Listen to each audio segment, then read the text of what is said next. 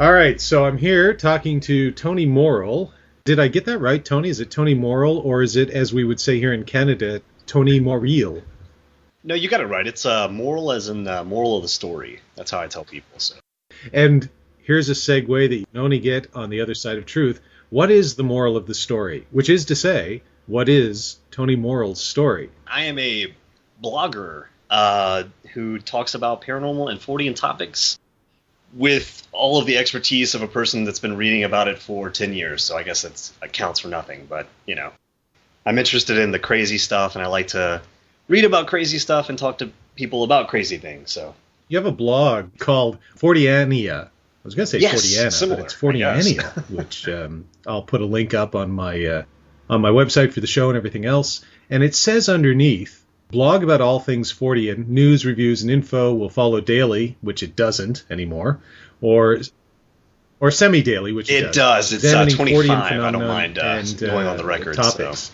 So. How did you get interested in Forteana? Because you often hear older people in the UFO world or the ghost hunting world or anything to do with the world of the weird and the wacky bemoaning the fact that very few young people seem to be interested in the subject anymore.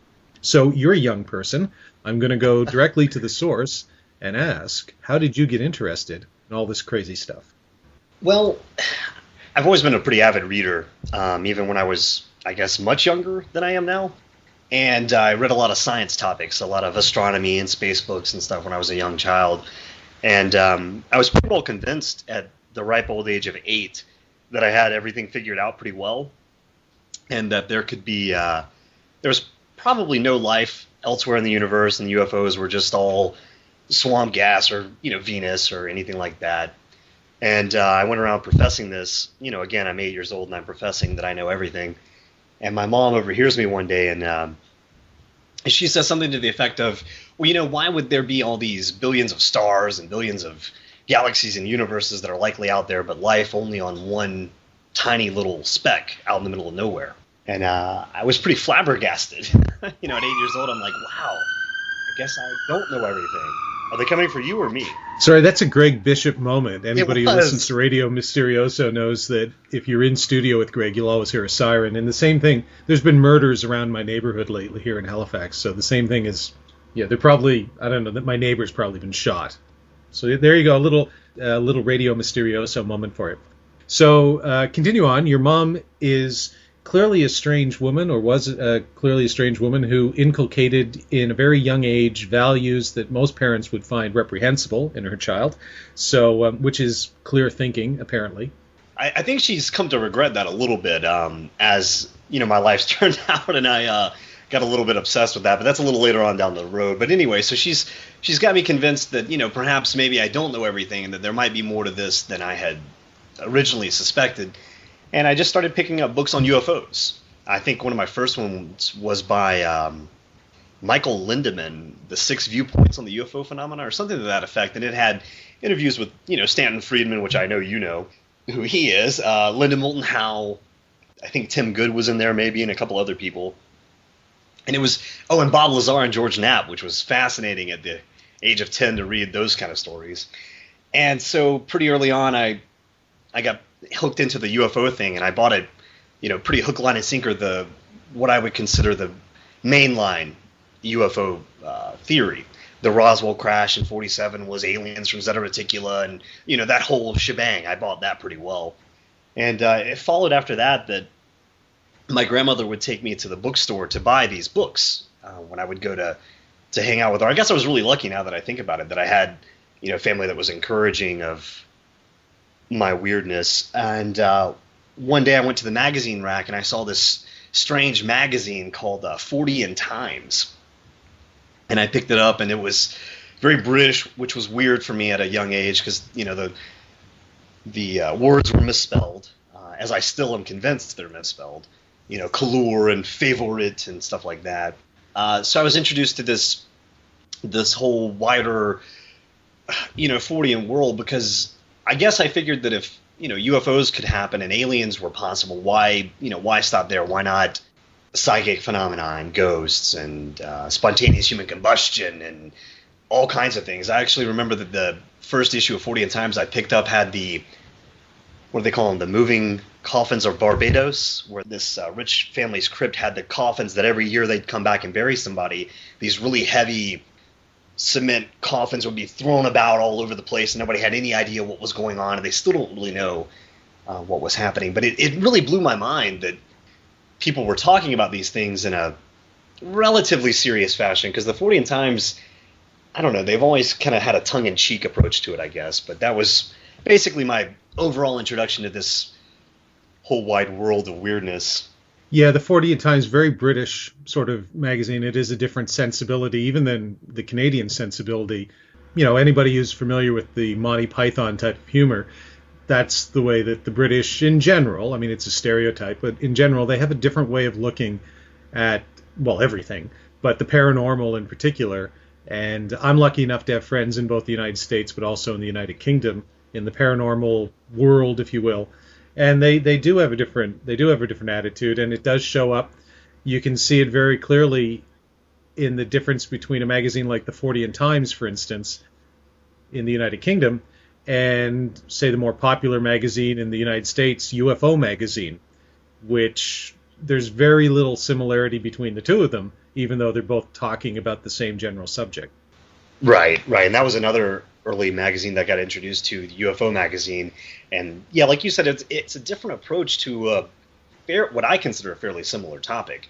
Whereas the UFO magazine definitely tried, at least when I read it back then, I haven't read it in a while, but when I read it back then, it was definitely trying to be more scientific in its approach to the phenomena and trying to be very serious, almost, and I'm using the term loosely, but almost scholarly approach, I guess, to the topic. I don't know whether it succeeded in that or not, but it certainly seemed like that's what they were trying to go for. Yeah, scholarly is a relative term. I guess in the UFO field, maybe scholarly, but if you wanted a scholarly magazine, the International UFO Reporter was probably, which QFOS put out, was probably was closest to scholarly. UFO magazine, it was more quote quote scholarly then than it certainly is now. But it's the difference between British and American culture. They're more interested in the folkloric aspect of it, which probably makes sense on an island where at least some people, if you go to the right pub at the right time of night, still think dragons exist. Or, right. Or if you go to the United States, where conversely, everybody seems to think that technology can solve all of your problems. So there is a cultural difference there, and it does manifest itself in a lot of different places. You have Madonna, they have the Spice Girls, and on and on and on. But it does in the Fortean world, too. So your parents, or your mom in particular, at the age of 10, was encouraging you, or at least allowing you to read Bob Lazar and George Knapp. It's amazing you haven't grown up to become a serial killer. I've often thought that myself. No, luckily she didn't, I guess, go through the books thoroughly. She sort of just read the back and saw that it was UFOs and stuff like that, and it seemed, and I guess this is a relative term, innocent at the time, and so she wasn't too concerned about it. And since I was a pretty good kid, I didn't get into a lot of trouble, and I did okay in school. I don't think she thought it was that big a deal that I was reading these kind of topics. It wasn't until in high school when I got into what she considered the bad crowd and stuff like that it became an issue.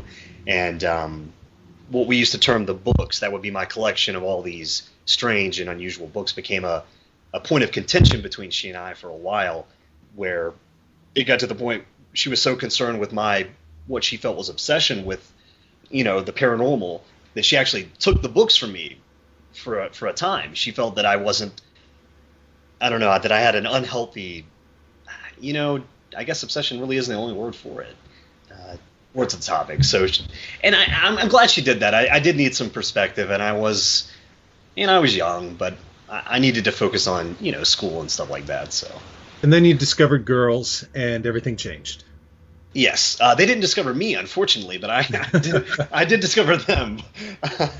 I got news for you, Tony. The truth is, even if you're with them, they never really discover you, and you're never really going to discover them. Hence the men are from Mars and women are from Venus thing, which makes me wonder how the races on those two planets survived. Because if you didn't have any men on Venus and you didn't have any women on Mars, that might explain why there's no more Martians and no more Venusians.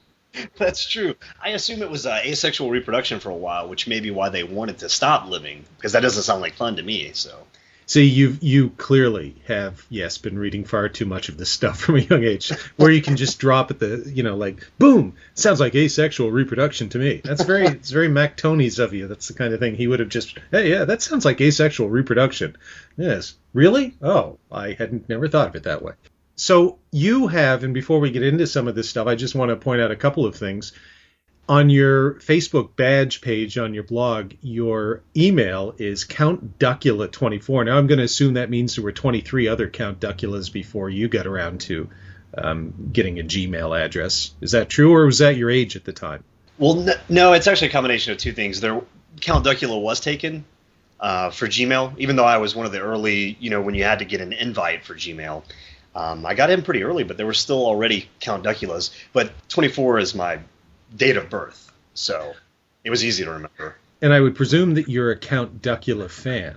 I think that show tells a lot about me if you're familiar with it, as I'm sure you may be. But when you have a vampire duck who is a vegetarian, as opposed to being a bloodsucker that vampires normally are, I really liked that kind of comedic style, I guess. And that was also a British. There was a subversive element running through it, and you just hit on it. You've got a vampire duck who's a vegetarian.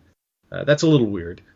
So that might explain actually why I hooked up with Zorgrot, the space alien duck, because I too was a Count Duckula fan. So I don't meet too many people that are either familiar with the show or were fans of it if they are familiar with it. So it's always nice to meet a fellow Count Duckula fan. Yeah, Count Duckula in the house. All right. The other thing I noticed on your Facebook badge, by the way, that I was going to mention quickly is your status says watching aliens on Sci-Fi Channel in preparation. When I was growing up, there was no Sci-Fi Channel, of course. In Canada, we had the CBC, and then I think we had the Emergency Broadcast Channel, which was always a lot of fun because, you could just watch it and wait for nuclear war, which your generation didn't really have to worry about, but mine did. But your generation grew up watching aliens on the Sci-Fi Channel and all that sort of stuff. So did that have an influence on you as well, the ability to kind of tune into Sci-Fi or even the History Channel and watch something like, I don't know if it was UFO Hunters or whatever show they might have had on back then? I think it did, because when I was younger, a lot of the times I would watch Discovery Channel, History Channel, the Learning Channel back before it became solely about reality TV. And, every now and then they would have these documentaries on the abduction phenomenon, the UFO phenomena, and, strange Earth mysteries and stuff like that. And it was really cool because, occasionally I could catch reruns of something like In Search Of, but that was obviously before, my time. And Unsolved Mysteries had sort of gone off the air as well. So all I was left with were those kind of documentaries, and they did shape that. And it was really cool because I didn't have the internet as a child, so I didn't have that access to that resource. So when I wanted to learn information, I'd either have to wait to go to the bookstore, or I was lucky enough to catch a documentary on TV, which I really do think, helped shape a lot of the my mainline theories that I used to have. Tony Morrill, no internet as a child. Wow, rocking it old school. Yeah, yes. Nice. Rocking it 20th century. Very good. You didn't have the internet as a child? I didn't have a computer. Well, we did. We eventually got a Commodore VIC-20, which anybody who knows what a Commodore VIC-20 was, it was cutting edge in 1984 or whenever we had it. But your video game consisted of a keyboard where you'd press two little keys and a skier would slide down a hill. And if you went left, he went left, and you tried not to hit a tree. And we all thought, wow, this is awesome. This is clearly Star Trek. Technology can never, ever get any better than this. We might as well, this is the end of history. And then, of course, we were not right. If it makes you feel any better, my first access to a computer in the home was a word processor.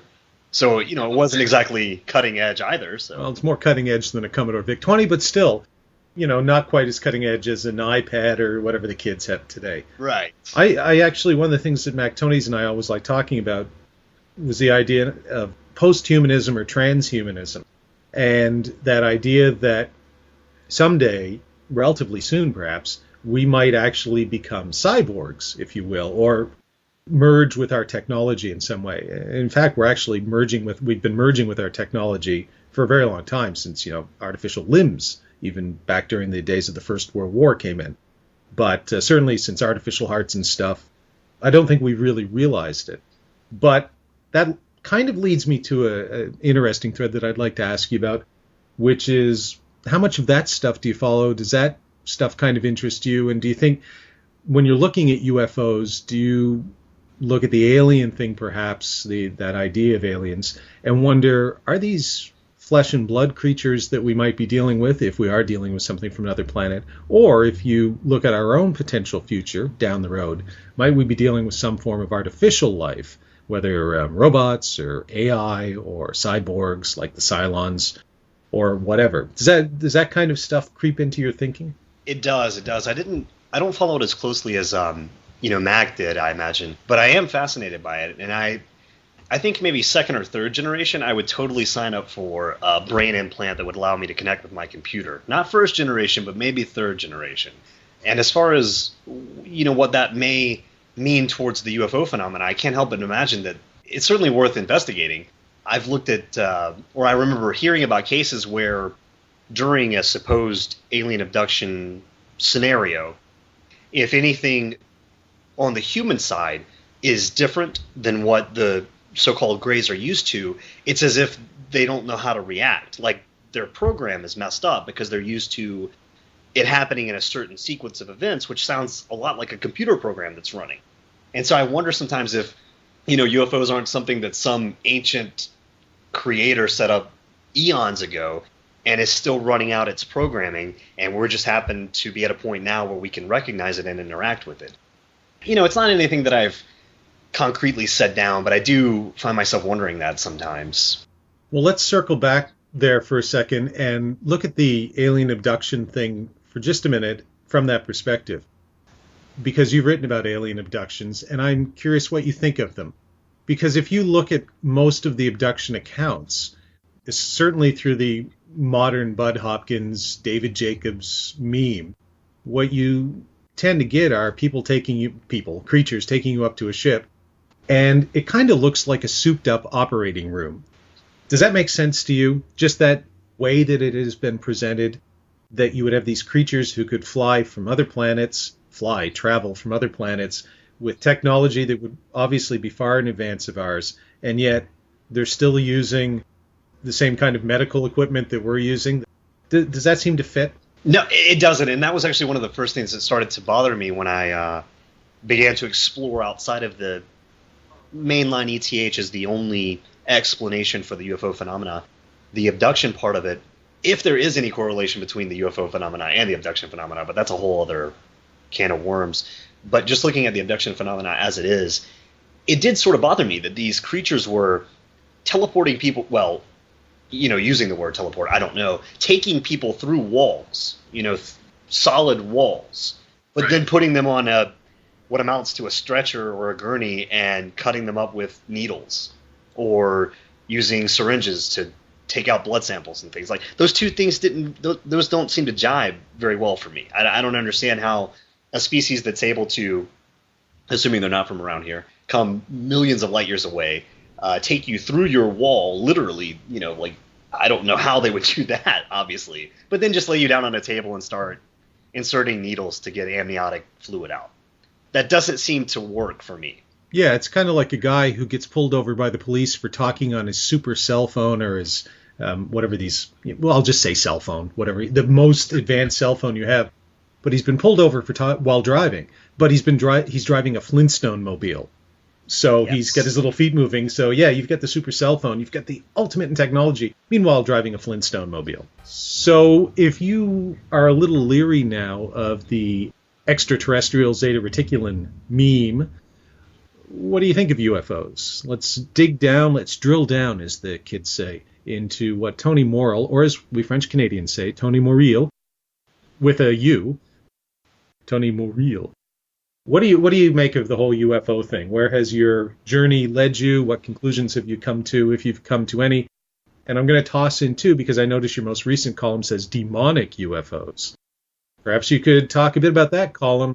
And I see names like Jacques Vallée and John Keel and Mac Tonnies popping up. So where has your thinking gone on UFOs over the last few years? It definitely moved away relatively quickly from the ETH strictly thing. It's funny that just a few years ago, I would say maybe 2006, 2007, I would have said that a UFO is an alien spaceship. And now, if I hear someone else making that same kind of assumption, I'm very indignant about it, which is, I guess, kind of funny. But I don't forgive very easily of other people's faults that I would forgive my own. But it's so hard to come to any kind of real conclusion on the phenomena. What I can say is this: I don't think there's any one answer, and I think that may be the best answer that anyone can give. If you were to rule out misidentifications of known craft and things like that, you still seem to be dealing with a very unusual phenomenon that we don't seem to be able to explain necessarily. I liked Mac's cryptoterrestrial theory, obviously. I enjoy that. It's kind of fun to play with the idea that there are among us, perhaps, an indigenous species that lives here that could rig up, lights in the sky that appear to be these super amazing craft that are in fact maybe nothing more than fancy weather balloons. I like that as an idea. I don't know that that's what's necessarily going on, but I do enjoy it. I think it's a little bit of everything. I think given the vastness of the universe and how much life is probably out there, I don't think it's a stretch to say that we have been visited by extraterrestrials. I don't think that they're the ones behind the abduction phenomenon, and I don't think that they're the ones that people are meeting in their fields and, going for rides around Venus in. I don't think that that's what's happening in those cases. I think it may be much more at home. And as far as Jacques Vallée and John Keel go, those were two researchers that I was introduced to through the Tim Binnall's Binnall of America show. When I first heard their ideas, I guess indignant would be a good word for it. I was very indignant that they could dare to decry the ETH, because it seemed to make the most sense at the time. But as I read Jacques Vallée's works and John Keel's works, I began to see that there doesn't seem to be as much of a nuts and bolts aspect to all of the phenomena. Certainly, maybe some of it, but maybe not all of it. I think, what is it, Jacques Vallée said that as Americans we like to kick the tires, I think. Right. We like it to be a more physical phenomena because that's a little bit easier to wrap our heads around. But I don't think that that jives with all the data that we seem to have. And as far as that most recent post, the demonic UFOs, that was fun. I almost didn't post that one, actually, to be perfectly honest with you. As you know, I sometimes spend a little too much time on above top secret forums. They do occasionally have interesting, at least ideas. They can jumpstart my thought process, even if I don't necessarily agree with the person that posted, which in this case I don't.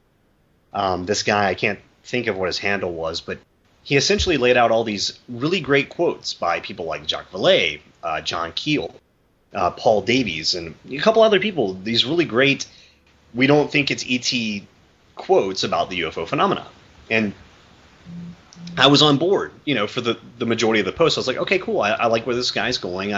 I'm with him, so it was a confirmation bias thing. So I was like, well, of course he's right because he agrees with me. And then it got to the bottom where he essentially laid out what he says we know for a fact about the alien abduction UFO phenomena. And it's this huge list of very evangelical Christian ideals about the phenomena. All aliens are demons. All aliens are here to turn us away from God and to lead us towards damnation. And all abductions can stop when you call out in the name of Christ. And all this other stuff that I haven't seen the data to support. So I wasn't sure. But it was in the back of my mind, and I wasn't going to post about it because I wasn't sure if I was going to be able to do it. Because I do try to be even-handed about the topics, even if I don't necessarily agree with what I'm trying to bring to other people's attention. I do want to try to be as even-handed about it as possible, because I really don't know. Obviously, I have suspicions about the UFO phenomena, but I don't really know. And I can never say it's not this or it's not that. Except in this case, I can say I'm pretty confident it's not demons, but I leave the door open. But when I was in the bookstore, I was flipping through some books that I was interested in getting, and one of them was Phil Imbrogno's Ultra-Terrestrial Contact.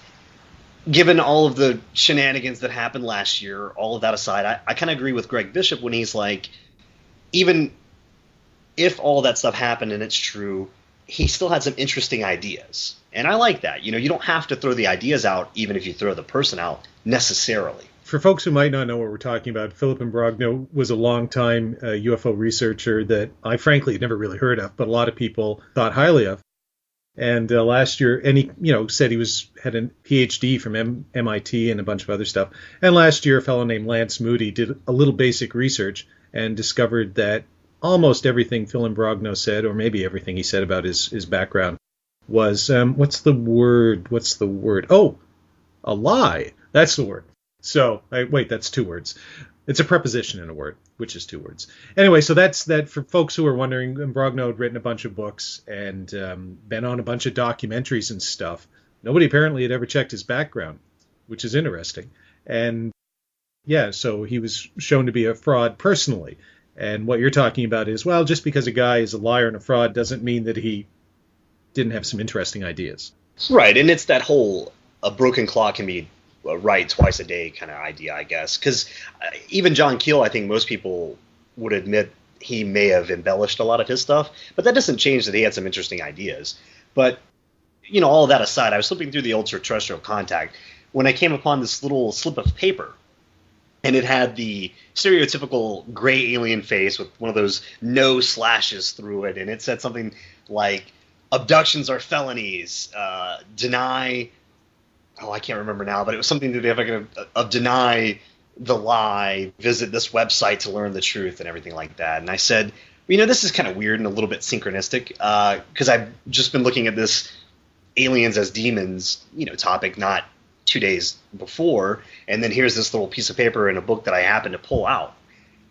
And then I got to wondering, I'm like, well, maybe it's not synchronicity. Maybe someone wasted their time and put the slip of paper in every single book in the UFO section at my bookstore. They didn't. They only ended up putting it in 3 or 4 different books, none of which I would have picked. I mean, they left Stan Romanek's book alone, Messages from whatever it's called. They left Whitley Strieber's Communion alone, which I would have put one in. They picked very weird books. But anyway, I ended up finding 4 other ones. And I figured that, maybe I should write this topic, or this post about the idea that aliens are demons, because I had read Nick Redfern's Final Events last year, and it dealt with a similar idea that this group of government officials that was an official government group, if that makes any sense, called the Collins Elite, had, after studying the phenomena, sort of come to the same kind of conclusion that what we were dealing with in the alien phenomena, the UFO phenomena, the alien abduction phenomena, were in fact demonic spirits that were trying to turn humanity towards evil in an effort to harness our soul energy for some kind of weird, I don't know. But I like to entertain weird ideas, and so I put it out there, and I put a lot of caveats. I said, I don't necessarily agree with this, and I don't know, you know what I mean? And it's funny, because I was talking to my girlfriend about it as I posted it. I said that I don't think this is going to go over very well. I didn't like the post. I didn't think that people were going to respond to it in a very positive light, but I was pleasantly surprised. Most of the feedback has been pretty positive, even from people that do prescribe to that theory that aliens are demons, which I can't say they're not, but I don't think they are. You know what I mean?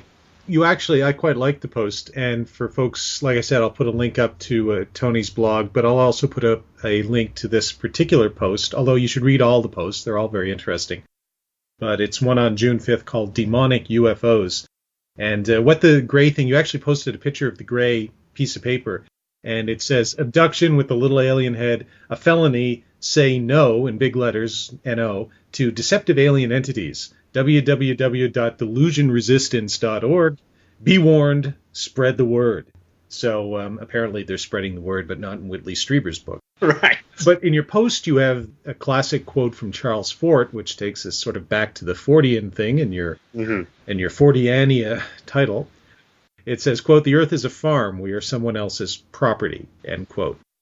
I found Nick's book fascinating. I mean, I have to say, Nick's a very good friend of mine. I don't think it was one of his best written books, and I might have told him that. But I think it has some very interesting information in the sense that if you just kind of, it makes you think. We've got this UFO thing, or any modern paranormal thing, if you will, is this something new? Did it just pop up in 1947? Did the aliens, as perhaps Stan Friedman would suggest, see nuclear tests, V2 rockets, and radar and decide, hey, these folks might be in space soon? You can tell I've talked to Stan a lot over the years because I sound like him now. There were three things in the late 1940s: V2 rockets, advanced radar systems, and atomic weapons. And it's no coincidence that you could find all three of them in the New Mexico desert in 1947. That's actually, I think that's the exact phrase he said on every podcast I've ever heard him on. Well, if I'm not mistaken. 20 family reunions later, I pretty much know the shtick. So, that's one possibility, I suppose. The other possibility is that this, if there is anything to it at all, that this might have been something that's been with us for hundreds or thousands of years, or even, far beyond that, for all of Earth's history, quote, quote, which leads into the crypto-terrestrial thing, perhaps. But if that's the case, then what are demons? The term demon and that whole idea might just be a way that our ancestors, hundreds or thousands of years ago, used to describe something that they didn't understand because it fit within their more limited technological view, if you will. Mm-hmm. Whereas we, in a more technologically advanced society, now tend to assign, particularly in the United States, a technological explanation for it, which is, well, we don't really buy demons anymore. That's kind of old school, but it's aliens from another planet. Do you think perhaps that's just a different way of saying the same general thing? Something we don't know, and we put a name to it that fits the cultural meme of our time? Yes, absolutely. That is kind of where I'm at in this whole,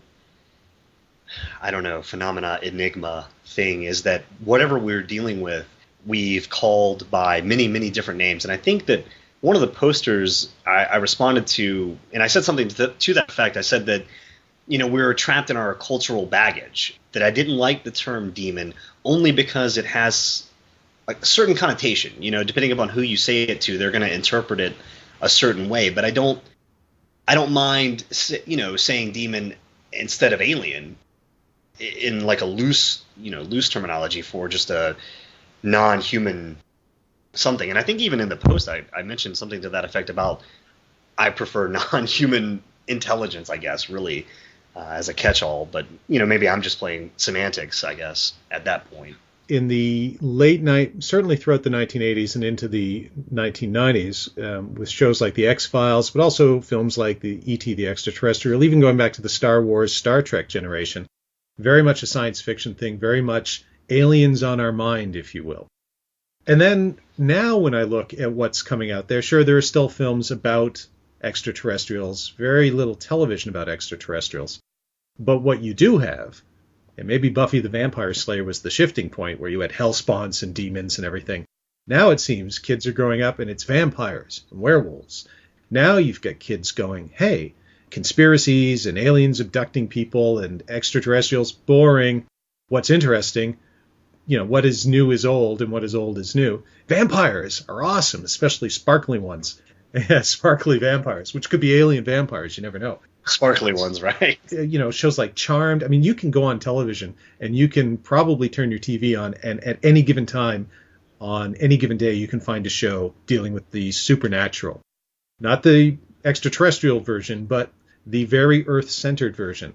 It makes me wonder, because it seems like the extraterrestrial thing has fallen out of fashion even within ufology, except for the old school guys. And people are looking, hey, we need, it's kind of dull and boring, which I find fascinating because, you know what? The idea of traveling between the stars and other civilizations that are not human living out there, I don't see how you can find that dull. But apparently people do. And what is more fascinating now to younger people seems to be, hey, it's really cool. It could be vampires. And I'm wondering if that's just part and parcel of who your generation is. And in 10 years, they might be back to the extraterrestrial thing again. I have to wonder that maybe it is that.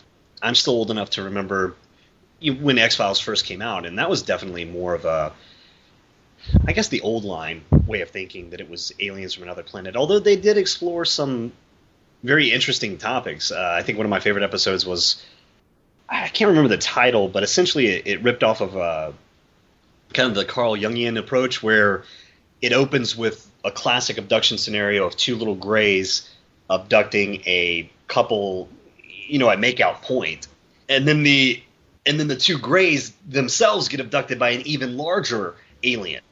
But it was interesting because it looked at it from less of a straight ETH approach and more of a we're not really sure what happened approach. But I did like the nod towards the MyLab, the military abduction aspect, where it was Air Force people abducting the kids at first, who then were also abducted by the aliens on top of that, which I thought was kind of interesting.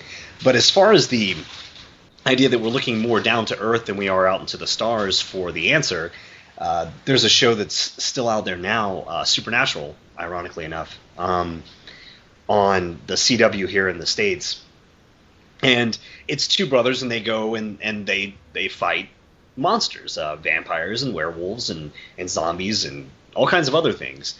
And one of their early episodes, they have a UFO that comes down and seems to abduct somebody, but they both laugh it off because they don't believe in aliens. I mean, they're out every day fighting vampires and werewolves, but aliens, that's just too much for them. And I thought that was kind of strange at first. I was like, well, that doesn't make any sense. How can you be okay with vampires, but aliens are right out the window? But they did later on treat the UFO phenomenon in a very, what I felt was a positive light. It appeared to be UFOs that were abducting people, but it turned out to be the fairy phenomenon. Fairies were still kidnapping people and things like that, which I thought was really cool. That's a very, Jacques Vallée kind of Magonia look at it. I've had the same thing because I went into, as you probably know, quote, quote, ghost hunting or ghost investigating when I did my show Ghost Cases a couple of years ago. And so I've spoken at conferences about both. I did one last year in November at HalCon, which is a science fiction convention here in Halifax. So I'm in this packed room of about 100 people, and I'm the guy. I'm here to talk about the paranormal, and I have UFOs to talk about. I'm going to talk about some UFOs. And I was also going to talk about ghosts. I wound up talking solely about ghosts because it just seemed to be what people wanted to talk about. But afterwards, I was talking to a few people, and all these people who were, really into ghost hunters and all this ghost stuff, they thought the UFO thing was crazy. They said, oh, well, that's nuts. But ghosts, that's completely sane. And I've met people in the UFO world who say, well, extraterrestrials, UFOs, well, that's clearly sane, but ghosts, that's mythology, that's craziness. And I just thought, you know what? I'd like to put you two groups of people in the same room, lock the door, and leave you there for a week without food. And see what happens. Just sort of see what happens. Because can you hear yourself talking? You're talking about ghosts, and you're talking about UFOs, and each of you think the other one is crazy. Whereas most people out in the regular world think you're all crazy. It is very odd, the way that the different sort of... And the Bigfoot people, you will find people who will say, Bigfoot is clearly normal, but UFOs are not. Mm-hmm. And I just, you're all... Understand it's all generally weird, folks, and don't judge people who might be interested in another aspect of the weirdness. Or the Forteania, if you will. Yeah. Well, there does seem to be a lot of specialization within the general paranormal quote-unquote field. You rarely see people crossing over from the UFO aspect to the, paranormal aspect, which, when I say that, I mean ghosts and psychics, even though they're all the same thing in my mind. There's that cultural baggage with the terminology again. Even though you've got instances where families have been abducted and then experience poltergeist phenomena. Right. And I can't say that there's a correlation directly with those things, but at the same time, we can't rule it out either because we don't have enough data on either aspect of what's going on to say that there's no correlation there. We don't know. And I heard, I don't remember where I heard it, but somebody was supposing that maybe the technology that the extraterrestrials use when they land would literally rip a hole in reality and that somehow spawn ghosts. Maybe, I don't know, but at least they were thinking, you know what I mean? And I appreciated that. Well, in a sense, I think a lot of it is science fiction or fantasy. In the sense that you really, generally speaking, you have people talking about these subjects. I'm one of them, you're one of them, I think we're all one of them. I mean, we're not experts. There's no such thing as an expert. So I'm not saying it's fiction. Absolutely, I'm not saying it's fiction. But to me, it's kind of like not religion, but call spirituality or the idea of God or whatever, we don't really know. I'm an agnostic. So, but it's fun to talk about over a beer, and the stories are interesting. And when you start hearing enough stories, you go, hey, maybe there's actually something to this. And now let's start talking about what that something might be. And that's where the real interest for me lies. It's kind of like sitting down over beer and trying to decide whether Ted Williams or Joe DiMaggio is a better baseball player. Let's have the argument. So Ted Williams can be the extraterrestrial hypothesis, and Joe DiMaggio can be the interdimensional hypothesis. And I can sit down with Greg or Nick, or maybe you someday over a few beers and go, hey, let's hash it out.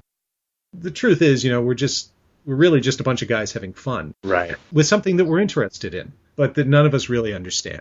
I absolutely agree. And actually, I had talked to Greg one time about it, and I said that in a lot of ways it's Star Wars fans arguing with Star Trek fans over which one is better, and most normal people are outside saying, well, you're both nerds, so it doesn't really matter. Exactly.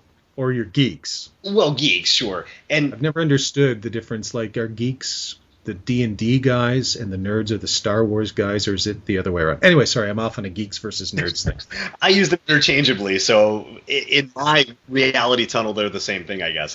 There must be a difference, but I don't really know. But the idea is that I guess in the grand scheme of things, it doesn't really matter. But it does to me, like you're saying, it gets me to exercise my mind, and it keeps me from putting blinders on or keeps me from putting myself into a box and saying, well, that's it. This is how the world is. Let me seal it up, and I'm good to go for the next, hopefully, fingers crossed, 60 some odd years that I, get to live here. When I keep this interest in the Fortean and the paranormal, it reminds me that we really don't know as much as we may like to think that we do. And I'm okay with that. I like the mystery. I like the aspect of not knowing, and I enjoy like you said, the debates and the conversation. I talked my girlfriend's ear off before I had the blog because I didn't really have anybody in person to talk to. I would talk her ear off about it, and she was just sitting there, kind of trying to stay awake because she was bored to tears. Because I find it just absolutely fascinating. Is Bigfoot coming out of a UFO to go smell up somebody's backyard? I don't know, maybe. But let's talk about it because it's cool and interesting. That's going to be the title of this episode, by the way. Is Bigfoot coming out of a UFO to go smell up somebody's backyard? With Tony Morrill. Toto, I have a feeling we're not in Kansas anymore. I used to do this too, I guess. I used to advocate for the scientific study of UFOs and all that. Blah. Now I just advocate for, hey guys, let's have some fun and let's realize it's kind of like an imagination factory. And so don't get upset at somebody like Mac Tonnies who's, by his own admission, with, say, the cryptoterrestrials thing, doing a thought experiment. And I heard there were people who would write and say, this is heresy. And this is heresy to what? To your own imagination thought experiment about extraterrestrials? Well, okay, I suppose in the same way that, Protestantism was heresy to Catholicism 500 years ago. And that's kind of what it's like. Catholics arguing with Protestants over which version of Jesus is the right one. Well, who knows? So, to me, it stimulates the imagination. And sure, there are a lot of weird people talking about the kind of, and by weird I mean crazy, potentially dangerous people. But there's a lot of crazy, potentially dangerous people talking about politics on Politico too. So, which is a website dealing with politics. At least we're exercising our imagination. At least we're thinking about ourselves, the future, our past as well. And to me, and tell me if you agree or disagree, I come to the sort of belief that this is just another way that a group of human beings, and we're one group, there are others, can try and figure out who we are, what is our place in the universe, things like life after death. To me, it's all interrelated because it all comes back to sort of an existential thing where we're all trying to figure out, well, okay, what are we doing here? And who are we? And where have we been? And most importantly, where are we going? And I think that's what we're doing with this sort of imagination tunnel. When I first started, I was fairly confident that not only would all of these mysteries be solved within my lifetime, but that I would actually be the one to do it. Bear in mind I was 10 years old, so you cut me a little bit of slack. But right before I get elected Emperor of the Universe, I'm going to solve all of the world's... Actually, that was close, right? That was a close second, was becoming ruler of the world. So But I don't believe that as much anymore, obviously. I firmly believe that when I, shuffle off this mortal coil, I won't be any closer to an answer than I am now at this point. And I'm okay with that, because I think that it's the searching, it's the seeking out the answers, it's the striving to find them that I have come to find most enjoyable. I think that if we were to solve the UFO thing tomorrow, I'd be kind of disappointed until I found the next new mystery, because I don't think we're ever going to solve all mysteries ever. But I think I would be a little disappointed, because I kind of like the mystery. I kind of like the debates and looking at the different avenues that it could be, because like you said, it's all a thought experiment. It's all a imagination factory. Is that it? I just enjoy exercising my brain. Yeah, it's that even if you did solve, quote, quote, the UFO problem, say aliens land on the White House lawn, and the aliens get out and they meet President Obama, and they say, Klaatu Verada Nikto, or whatever, we're from Zeta Reticuli, and we're here to tell you that some of those UFO cases that, you've seen, yeah, that was us, our bad. But we're also here to tell you, you know what? A lot of those UFO cases, that wasn't us. So we're not really here to talk to you or anything. We just wanted to come down and let you know, not us. And we checked with our other friends who are visiting you from other planets. That's not them either. So we don't know what that is. Anyway, nice talking to you. Good luck with your re-election, and goodbye. Because right. Even if you could say that some of them are definitively aliens from Zeta Reticuli, which would be kind of cool, I think there's a lot of other sort of UFO cases out there that don't fit that mode. And I think the aliens would come down, and the first thing they would tell us is, hey, we know more than you, but we know less than we'd like to. And so we're just a little further along on the searching, but we don't know everything either. So don't ask us, we can tell you what the cure for cancer is, but we can't tell you whether there's a God or not. We don't know. We thought you knew. That's why we're here. I can imagine that, if we ever did make that contact, that they would also be dealing with cases of spontaneous alien combustion. And, their adolescent girl aliens were also having manifestations of poltergeist phenomena that they don't understand either. I think that would be interesting to see if that's the case, or maybe they're having people that are disappearing after they go walk around, carriages and never ever being seen again, just because they may be more superior than us. Like you said, they may not have all the answers. Sure. If we were to travel back in time, say, 2,000 years, and I picked that because I've been watching Spartacus on HBO lately. So let's say we travel back to Spartacus's time, around 70 BC, before the Roman Empire. They would look at us like gods. They would say, you can fly in these contraptions, but frankly, if you put a jetpack on, you can literally fly. Or if you're Greg Bishop, you can be in your little flying machine. So it would look like you would have wings, so you could show up in a paraglider, look like you have wings, and go, wow, you could pull out a gun and just kill someone, apparently by thought, by pointing your hand with this strange device attached to it. Boom, he's dead. And all these other things we could do, we'd have these iPads that could play music and stuff, assuming they would work in the ancient world. And let's just assume that they would. And they would go, well, you clearly are superior to us. You are Zeus, you are Apollo. You must know the answers to everything. So, is there life after death? And we would look at them and go, I don't know. But I can play Kid Rock on my iPad. That's pretty awesome. That is awesomeness. But you do not know whatever, Veni Vidi Vici, whatever the Latin is for is there a God. Que estor Godo avec aujourd'hui vous crayon. I don't know. I just mixed 8 languages in there. Uwagadugu. And we don't know. We don't know. Well, how can you not know? You're so technologically advanced. Well, that's the thing. We're more advanced, but we're not at the end of the road yet. And I think if we do run into aliens, that might be part of it. My takeaway is that if we're ever to somehow communicate with God, I don't think he's going to have all the answers either. And that's going to be the really bummy thing about it. You know what I mean? He's going to be this super advanced thing, but he's also not going to understand, what the question to the meaning of life is. I mean, he'll know the answer at 42. Everybody does, but he won't know what the question is. Well, if I came face to face with God, I'd go, all right, you're like the Sphinx. I have one question. Yes. What is it? Where did you come from? Right. No, exactly. Yeah. I mean, really, seriously, before, who was here before God? Like, who created you? I get that you created us. I'm good with that. Who created you? Look at the time. I've got a planet to create and a little more work to do on the platypus. I've got to be going. Jesus, can you take this one? Oh, yeah, no, but that. It wouldn't surprise me if that happens. I think that everything, if there is other sentient life out there, and I really hope that there is, I think we're all seeking for that greater understanding. We're all searching for, quote unquote, the truth, whatever that may mean. Even if you have to, at the end, just find the meaning for yourself. I came up with a motto a couple of years ago which I use now, where I basically just say the journey is the destination. I mean, everyone looks and said, hey, where are we going? We have to get to this place. And I go, I don't know where I'm going. All I know is that the destination is the journey. Every day I wake up, it's, that's my destination. And it's the travel part, whether it's literally traveling from place A to place B or wandering around Scotland or whatever, whether it's the sort of more metaphorical traveling, which all sounds very New Agey, and it drives people nuts who are more of the nuts and bolts type. They go, what are you talking about? Yeah. We know where we're going, and they're coming here, and they landed at Roswell, and blah, blah, blah. I don't know.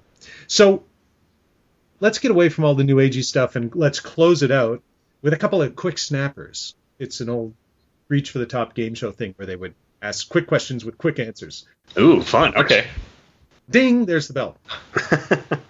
We've talked a lot about UFOs, but give me your quick take on Bigfoot, because I've seen you write about Bigfoot before, and you seem interested in Bigfoot. So what do you think about Bigfoot? I find the idea that there's a giant ape living in, at least, the northwestern United States. Maybe Yeti and Yowie and stuff like that, but certainly within the United States, at least, I find that a little bit hard to wrap my mind around, and especially a lot of the interactions with Bigfoot. There's a lot of Bigfoot disappeared before my eyes and that kind of thing. For all I know, he may just be popping in accidentally from somewhere that's just happens to be just close enough to us, a dimension that just every now and then kind of overlaps, and there he is. I don't rule out that there's giant hominids running around the planet. I don't know that we've seen enough evidence for that yet. So if I had to put a pin in it somewhere, I would say right now, interdimensional Bigfoot. I like that. You use the term, I wouldn't rule it out. Let me ask you this. Is there anything in sort of the paranormal world that you've come across that you would rule out, that you just go, you know what? No, that doesn't make any sense? Apparently, I do that a lot more than I think I do. My gut reaction to a lot of it seems to be, I just don't think that that's what's going on. You know what I mean? If I had to pick an example, I would say, oh boy, that's a tough one.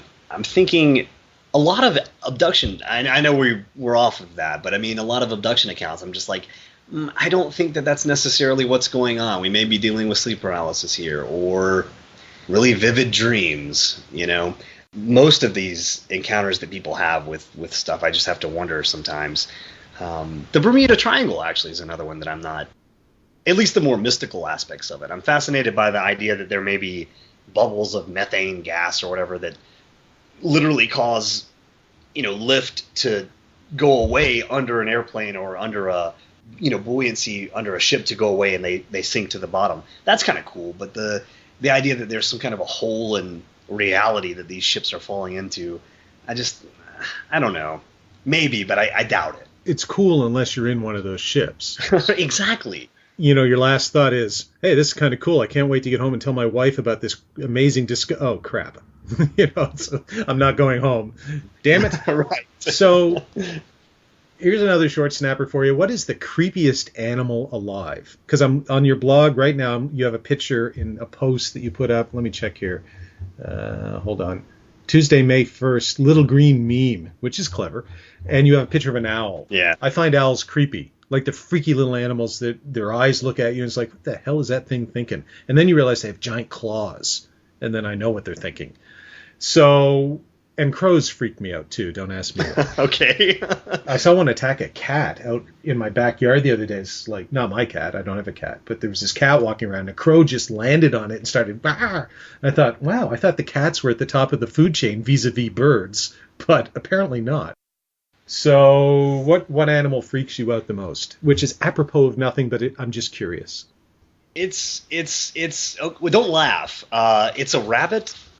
Oh, sorry, I can't help but laughing. I know it, and it doesn't even have to necessarily be a particularly big rabbit.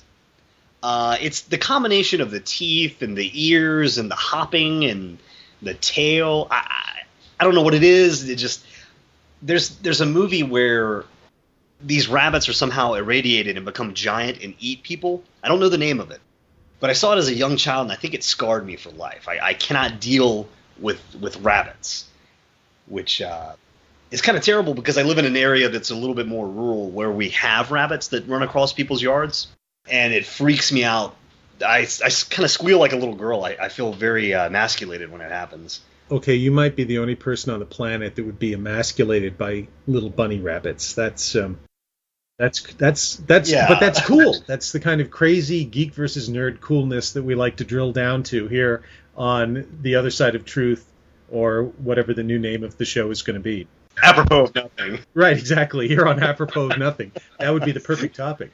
That's it, a new segment called, and now, Apropos of Nothing. Tony, the animal that freaks you out the most. Rabbits? Okay, that's Apropos of Nothing. See, I grew up reading Watership Down. I love rabbits. I wouldn't want to have one, but to me they're almost human-like because in Watership Down they're basically humans acting as we would. So if you had to be on a 6-hour-long plane flight and you had to sit next to somebody, would you rather sit next to Jessica Alba or Greg Bishop? Greg Bishop, actually. I feel like I'd be terribly inappropriate. Well, I'd probably be inappropriate with both, but I don't think that Greg would necessarily file a restraining order or take me to jail over it, whereas Alba may. All right, fair enough. Let's say you're on a plane with Greg Bishop and Jessica Alba. The plane crashes on a desert island, and only 2 of the 3, everyone else dies, but of the 3 of you, 2 can survive and 1 joins the dead people. Who would you rather have on the desert island surviving with you? Well, that's an entirely different scenario. Sorry, Greg Bishop, but it would have to be Jessica Alba. All right, fair enough. Those are 2 pretty good answers. I would agree. If I had to talk to someone for 6 hours, Greg. Desert island, yeah, sorry. You're shark food, Bishop. Yeah. I'm taking Jessica Alba. Because for all I know, our plane going down, everybody else died in the world too. Maybe it was part of some giant Armageddon Holocaust kind of thing. And Jessica and I are the only 2 people left to repopulate the human race. I'm with you, and I don't think it would take very long for me to convince her that that's the case. So I thought you were going to say, I don't think it would take very long for us to repopulate the human race. Back to the rabbits again. Yes. So we've decided that in certain circumstances you'll pick Greg Bishop over Jessica Alba. You're really afraid of rabbits. Yes. And you Bigfoot, you don't think it's a real creature. You're probably leaning towards it being perhaps some sort of thing that comes through a portal. One final question, because I'm looking at your picture, and I'm not going to say you're bald, but it looks like you kind of shave your head. Is that correct? That is correct, yes. Do you draw your inspiration from the late Mac Tonnies or from Nick Redfern? Or from somebody else entirely? Somebody else entirely. I can't do anything. This is the girliest I'm going to sound, I think, ever. I can't do anything with my hair, so I can't style it. I can't... it's just a mess, getting up in the mornings, having to put my curlers in and everything. So I typically tend to just shave it just to save time. So fair enough. Although, you know what? You're afraid of rabbits. So I'm pretty sure that last answer was not the girliest you could sound. You've already crossed that Rubicon, my friend. All right. So there you go then. Yeah, I can't do anything with it. It's a mess. So I shave it. You could be wearing pink shoes and have a ballet dress on. And I'd go, yeah, you know what? You're afraid of rabbits. This is a step up. Afraid of rabbits. Oh, wow, crazy. No, you're not afraid of them. They are the creepiest animals, It is a combination of the 2, though. They're creepy, and I am also afraid of them. So I'm not sure if that helps my case or not. But no, not really. Leaving the apropos of nothing thing, the last thing I'm going to ask you about is, because I have done ghost investigating, if you will, what do you make of the whole ghost thing? Are you interested in ghosts? Does it float your ghostly boat as it will? And if it does... what's your take on the ghost phenomenon? I am very interested in ghosts. I guess it's just my nature at this point now. I don't know that they're the spirits of the deceased. I do feel that there is something going on that seems to not be corporeal, But I like the idea of maybe time slips. That seems like an interesting aspect of the phenomena that I don't think a lot of people look at, where not only are we maybe slipping backwards in time, but perhaps what we're encountering are people that have accidentally slipped forward in time. Because, time is certainly not what we perceive it to be. We know that, I think, pretty confidently.